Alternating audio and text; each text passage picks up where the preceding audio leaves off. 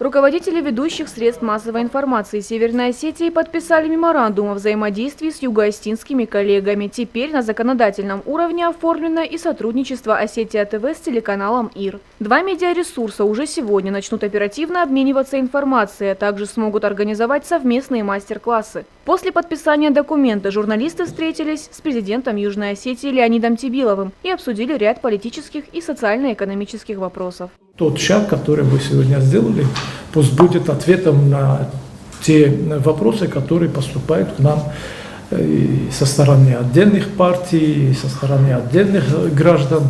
И это очень важно, потому что сегодня, наверное, то время неспокойное. Мы наблюдаем, что происходит в мире. И, естественно, когда в мире видят, что братья и сестры идут друг другу навстречу, и когда ищут пути,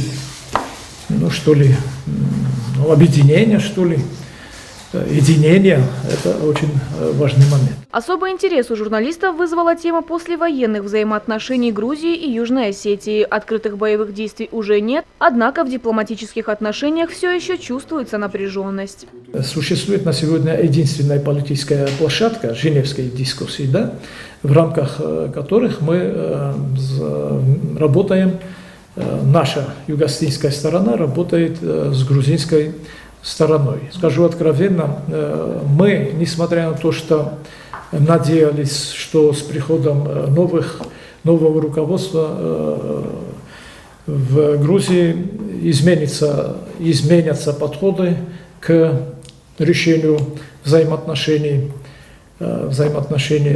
но я всегда говорю о том, что кто бы ни пришел в Грузии в руководство, политика грузинская никогда не изменится. Напомним, что подписание меморандума было приурочено ко Дню национальных СМИ Южной Осетии. Документ станет первым шагом к созданию единого информационного пространства для обеих республик и ляжет в основу дальнейших соглашений и проектов.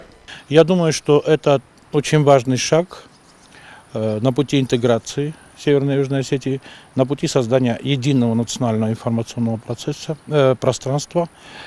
Мне кажется, что именно на основе этот документ будет очень хорошей основой для того, чтобы осуществлять совместные проекты в будущем в разных сферах информационных, то есть как телевизионные, печатные и так далее проекты. Представители руководства Северной и Южной Осетии отмечают, подобные соглашения необходимы. Теперь формировать положительный имидж Кавказа республики будут общими усилиями. Это позволит избежать очередного поражения в информационной войне, как это уже случалось в августе 2008-го. В завершении визита гости возложили цветы к мемориалу славы.